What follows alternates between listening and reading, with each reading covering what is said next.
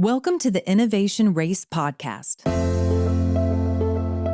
where we meet fascinating inventors, innovators, politicians, and leaders who share the view that what's best for our country is to protect patents and keep innovation in America.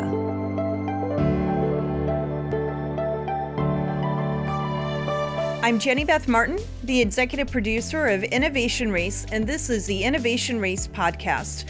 Innovation Race is available to watch on salemnow.com, so please visit salemnow.com and share the movie with your friends so all Americans can learn about how important innovation is to our economy and our national security. Joining me today is Randy Landreneau, who is the President of US Inventor and is in the documentary. Randy, thank you so much for joining me today. Thank you for having me. I'm glad I'm here. So you have an organization called US Inventor. What does it do? So US Inventor is a nonprofit, and we represent inventors and startups nationwide. Actually have about 80,000 members. And what we are doing is working to restore the rights of inventors and startups that have been lost terribly in the last decade. Hardly anyone out there really understands the issue until we talk to them. Basically, for 200 years, our patent system was fabulous and it worked beautifully. And from the very beginning of our country, our founders were so brilliant in coming up with the concept that whoever you are, you can, if you invent something that's never been done before, you can get a patent on it, you can own it and do something great with it, and nobody can just take it from you. You have a limited time where you have an exclusive right to it. And then after that, it's open to everybody. But that created this huge incentive to innovate, and that worked fine until about 10 years ago, where big tech got very politically involved in getting a law passed that created a new administrative court, which is now used by patent infringers to invalidate the patents they're infringing. Now it's become extremely difficult, and in many cases virtually impossible, to stop a large entity from taking something really valuable that you have invented and patented. And it's really horrible for America. Now, are you an inventor? I am. I have 3 patents. Nothing that's done well yet. And I've kind of put that aside while we're fighting this fight. This is a full-time effort. Yes. And it's a David versus Goliath effort, but we're making headway for sure. I would imagine that the energy that goes into fighting Washington, D.C. and bad decisions by our government is a much different energy than the creative energy often that would be used in thinking of something that's never been thought of before or launching a brand new product. It's like the opposite. Yeah. And most inventors are not political. They're just working on whatever they're working on. Right. And sometimes extremely brilliant people who may or may not be very communicative or outgoing. They might have trouble being here doing this. Right. But that's why we're here. And and most inventors just think, well, if I invent something, the Constitution, I have the Constitution behind me because the rights of inventors are directly in the Constitution. Yet here we have this situation where the very powerful multinationals can use political power and very smart lobbyists to change things. And I got to tell you, I know this was going to come up probably in your next question, but I'll just go ahead and lead into it. Go ahead. As a country, we take so many things for granted. And, when you're doing well in any area of your life, you should kind of take a close look at what got you there and make sure you don't drop any of that stuff out. Right. And as a country, we kind of take for granted how secure we have been or had been when we were out innovating all of our adversaries. When you innovate at a much higher rate than your adversaries, suddenly they don't have a chance to catch you, right? Because you're creating new markets all the time. New markets, but also even in national defense and all kinds of things. You're out creating your enemies, and therefore you stay ahead of them. And that's where we've really shot ourselves in the foot by allowing large corporations who have vested interest that are really not the same as the small business and the typical American. And that's put us in great danger with countries like China. So what are the things that you do to help the inventors? Personally, I certainly advise people a lot, and I used to run. I used to be the president of the Tampa Bay Inventors Council, which was a local nonprofit. There are a lot of inventor groups, and any of your viewers who have an invention or are interested in that should look for a local nonprofit inventors group to join and be a member of, because other inventors come and they talk about how to what to do and what not to do and that kind of thing.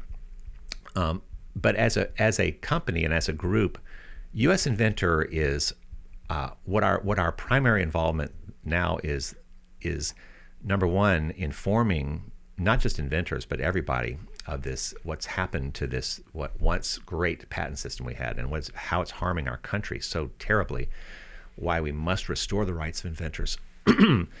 and so we're informing them, we're getting them active in the fight, in the effort. Right. There are times when some misguided lawmakers will try to pass something, again, that's bad for inventors.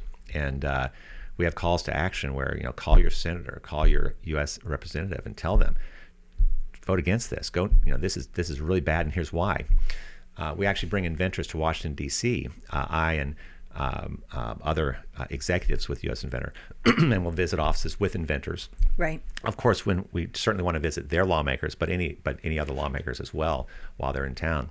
And so one thing is to to inform everybody, including non-inventors, to get a lot of people involved in this effort, this grassroots effort to improve the system, to stop any bad legislation, any more bad legislation, but also, of course, to pass the legislation that's needed to restore our rights. Right. That's a huge effort.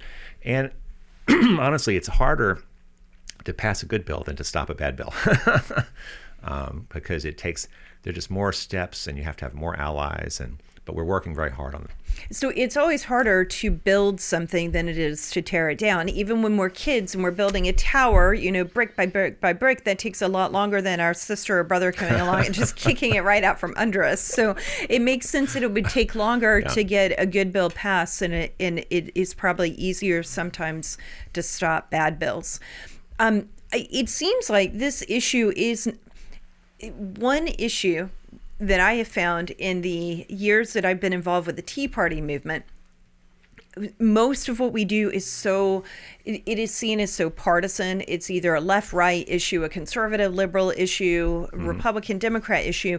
But when we talk about inventors and we talk about patents, I find that people don't even care about what is the party. They're just like, wait a minute, what? My phone might not work right because it might not do some of the cool things in the future that we'd love for it to do because inventors aren't being protected, or that happened to the guy who did the balloons. What? So it seems like it doesn't matter what side of the aisle it is. It's more of a bipartisan or nonpartisan issue. Is that right? Is that what you've seen?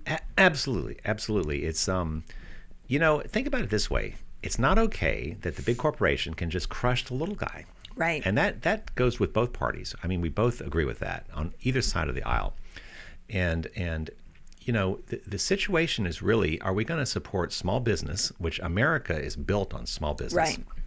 Or are we going to enable huge multinational corporations to take over everything? And we know the problem with that. There are all kinds of issues that arise when a handful of companies have way too much power. Well, what stops them from having too much power? Startups who have patents that they can defend, so the huge corporations end up with some competition. If the huge corporation can just crush them and take whatever they invented, you end up with it getting worse and worse. So, we have allies on both sides of the aisle. Absolutely, it's a very bipartisan issue. The only lawmakers who really we have a lot of difficulty with really are those who are too closely tied to big tech. Right. And of course, as we know, that's big tech's kind of everywhere. Yeah, and it seems like big tech is part of what was behind the law that wound up passing that set up the administrative court as well. Yeah, in fact, your listeners are gonna. This is one of these things that it's almost hard to believe, but it's totally true, and your viewers can look it up. So here you have big tech being involved in getting this bill passed. The bill was the American Invents Act, 2011. And this bill was going to create an administrative court. Wow. So prior to that, your patent battles, infringement battles took place in real courts. lifetime appointed judge, jury, Of a lot your of due peers. process, fair. And you didn't always win as an inventor, but if you should win, you did, right? Right. And but now suddenly we were gonna have this administrative court, and it was gonna be run out of the patent office, which seems okay. How bad could that be, right? They're the guys who issued the patent. Well, here's the thing. So Google's involved in helping get this law passed, and then they get the law passed, and pretty soon after, they get their former head of patent strategy appointed as the director of our patent office. And that's the person. Her name was Michelle Lee. She's the one that ended up setting the rules and basically setting up the court, hiring the judges, and that's how it started off very badly. But the problem you have here is that the director of the patent office is an appointee by the president. Well, do you think big tech might have some influence over that? Right. And of course, whether or not you have patent rights should not depend on whether the current president has ties to big tech or not. Right. Right. And who doesn't have ties if you're running for a big office, right? So, our viewpoint is, hey, we need to go back to where we fight these fights in real courts. We want our day in court. That's right. And we're supposed to have a jury of our peers, not a jury of experts or a panel of it's not even a jury, it's a panel of judges of experts. I think that's the Seventh Amendment, right? Yeah. I think that's right.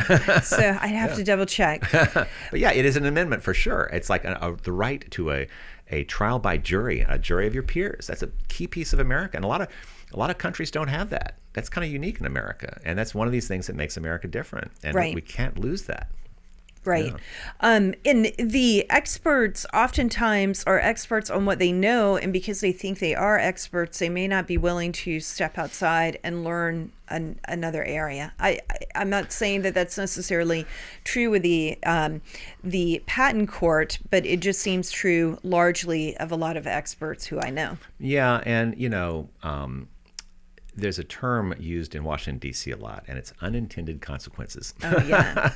You pass a bill, and you don't really foresee all the ways it's going to go wrong.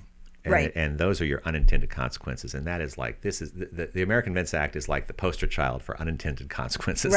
Right. Yeah.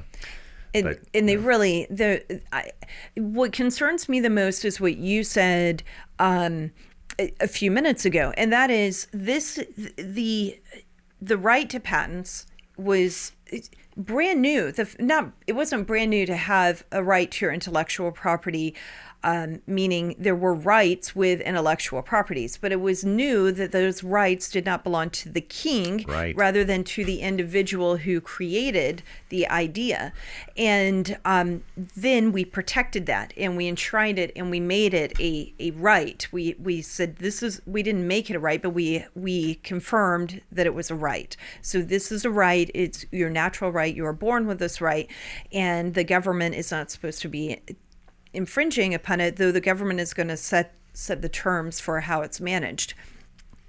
Well, that was new, and we did this for over 200 years in America, and America went from this teeny tiny brand new country to a world superpower in a very short period of time. And as I look back over it, I think that you're exactly right. It's what we did with patents and intellectual property protection that set us apart and gave our country a competitive edge over other countries.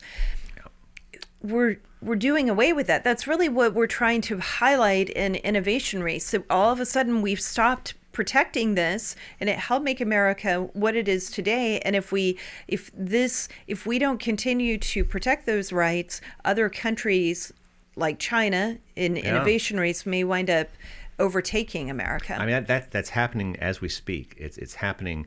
In fact, Chinese companies tied to the Chinese Communist Party use this very same administrative court to legally invalidate the patents of Americans and take our technologies. And they do.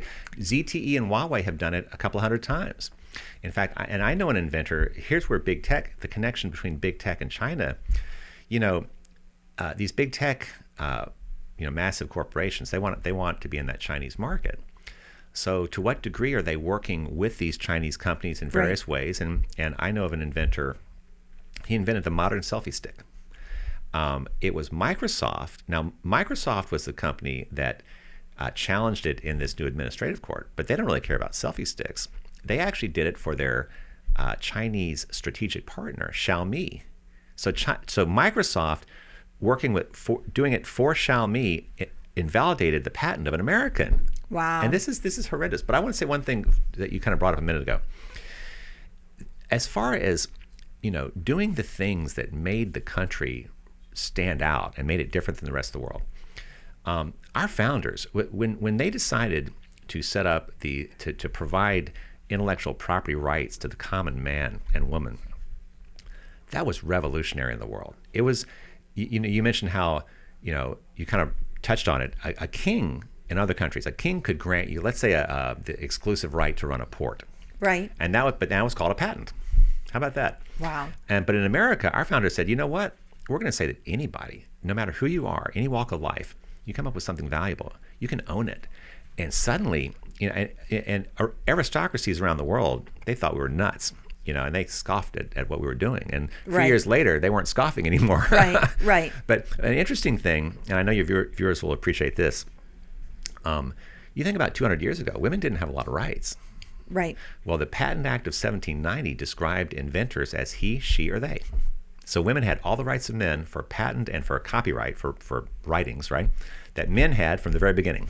How about that? Wow. So our founders were a little more progressive than many people think. That is exactly right. And thankfully they were, because I'm sure there have been many women inventors throughout the years, and there certainly have been a lot of women writers throughout the years. Oh, absolutely. Absolutely. And in other countries, if you look at what determines whether a country will succeed, look at what they have for property rights. And if the ruler of the country can take away property rights, that country is not going to go very far, because a big reason is that you're not going to have investment. How can you invest in things that can be taken away? And that's now what's happened to our patent system. You can get a patent now on some really important technology, maybe dealing with quantum computing or artificial intelligence. Those are the types of patents that can be most easily invalidated. And how are you going to have a startup with funding? Who's going to fund it if it can be taken away? But in China has actually strengthened their system, and they're being very smart about what they're doing. And they're attracting capital to Chinese startups based on Chinese patents, capital that should be coming to America based on American patents. So. And we've seen that with China, one thing that concerns me right now, they have strengthened their system. We've weakened our system. But you and I both understand that the Chinese Communist Party does not really respect human rights the same way that America and Americans respect human rights. So while it benefits them right now to strengthen their patent system, that's what they're doing. I would imagine that a country that doesn't have the same respect for human rights won't have the same respect for property rights. And at some point when it benefits them, those patents may no longer be as protected as people may think they are right now. I believe that. That's not sure when that would be, but at some point where hopefully this won't happen, but at the point where they achieve the goals that they have, which are goals that we don't want them to achieve because they're bad for us. But once they achieve all of that, I don't know why they would hold on to those rights. No. It doesn't really fit with their history. No, not at all. And it doesn't fit with what we know about communism either. So right. It's one of the reasons why I think it's so very important that we fix what went wrong with our patent system, and that we do so quickly. And then it doesn't. They can strengthen theirs, they can weaken theirs, they can do whatever they want. We just need to make sure ours is where it needs to be, so that we can continue as a country to compete with them, and so that the inventors here in America understand and have the freedom again to be able to let the world know their brand new ideas, so other people can invent on top of them. Yeah, and then there are a lot of inventors who are holding back because they're concerned that if they come out with it, it's just going to be taken. In fact, there are also inventors, another tragedy of having your patent invalidated. Here's just a perfect example. It used to be that if you had to have a heart valve replacement, they had to do open heart surgery, they had to stop your heart, and it was a really hard surgery. And they didn't do it if you weren't in pretty good shape, you couldn't even get the surgery. But even people who got it, 20% of them died from the surgery. So a doctor in Oklahoma, his name is Troy Norrid, heart surgeon, he had this wild idea, and everyone thought he was crazy. The doctors definitely thought it was crazy. No one thought he could pull this off, but he worked like crazy, hours and hours, days and months, working with pig hearts and pig valves and this and that. And in the end, he came up with what's done now, got a patent on it. And what it is where they take a special valve, they compress it into a catheter, and they feed it up through an artery in your thigh, place it in your heart while it's beating, and you go home the next day. Wow, that is amazing. And it's millions of lives saved, millions. Much less invasive surgery. Not invasive, opening your almost chest. Not at all. Yeah. Right. And millions of lives saved, multi-billion-dollar industry. It's fabulous. And so there was a startup working with this invention. They said, well, we can't pay you any money because we're a startup. He kind of let it slide for a while. And then they got bought out by a big company, Medtronics. Medtronics paid $750 million for this startup. And all the startup had was this heart valve concept. And so now Dr. Norred and his attorney were talking to Medtronics. And Medtronics was, there was some discussion about what they would pay him. And it sounded pretty reasonable. And then they go silent. And then that law passes in 2011. And next thing you know, they use this new administrative court to invalidate his patent. Oh, no. Yeah. And so now, two things. One, obviously, it's terrible. Now, look, he's a heart surgeon. He's not like on the street, right? But still, he did this. He wouldn't have done it had he known it was just going to be taken away. He's the one that has the future improvements to it ready to go. He's not going to tell them. No, why would he? And they're not going to figure it out because they don't know how he figured out what he figured out. Right. So it's terrible. And then on top of that, so real future advances are being stopped by this. But the other thing is, he runs into doctors who do the procedure, and he says, I invented that, and they think he's crazy because no one's ever heard of him. It's really awful. It's so un-American. That is terrible. And having worked with so many doctors over the last several years, I know that they really are proud of their intellectual achievements, and to take that away from anyone is a terrible thing to do. To take it away from someone who's so smart, whether it's a doctor or a scientist or a mathematician, whatever they may be, and not give them that credit, it's just wrong. It's wrong. Simply wrong. It's un-American. It's one of those things that had made America so different than the rest of the world. And we are different. We are an exceptional country. We need to bring back all those things that have made us so exceptional. That is exactly right. Well, I'm so glad that you are doing what you are doing with US Inventors to help bring back what made America exceptional. Now, if there are inventors who are listening to this, you've said that they should go to a local inventor nonprofit and make sure they're plugged into one of those. Yep. And they should join your group. Absolutely. Go to usinventor.org, usinventor.org. In fact, they should go there and sign our inventor rights resolution. Okay. And that makes them officially a member. And they'll get emails from us on what we're doing and calls to action. In fact, we stopped a bill that was going to be, I can guarantee you, it was going to be put into the omnibus bill, the finance bill. It was just going to be slid right in, and we stopped it. So, and it was all these calls coming around from our 80,000 members to their senators. So you can be part of the fight. And I'd love to personally talk to any inventor who wants to join up with us. I'd like to hear your story, especially if you've been harmed by this broken system. Right.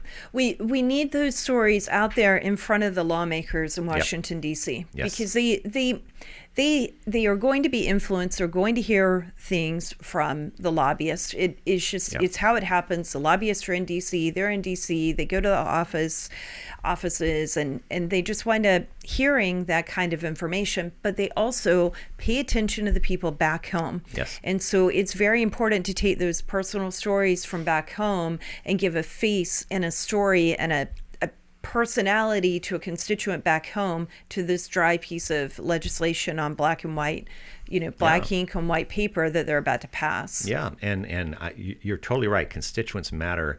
Look, I and my colleagues, my key executives, we can go to all these offices, but if it's just us, it's not nearly as good as if we have constituents who are calling, who are coming and joining us, going to town halls. A town hall meeting is a perfect way to say something to your lawmaker.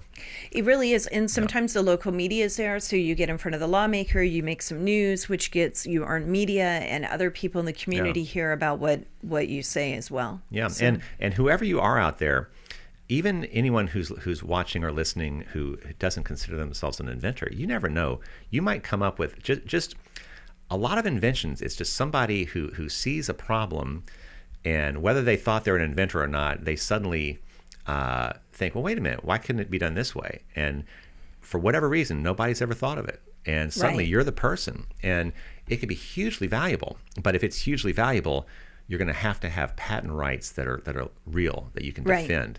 Otherwise, a big corporation just takes it. And so, and we have examples of that. A great example is Molly Metz.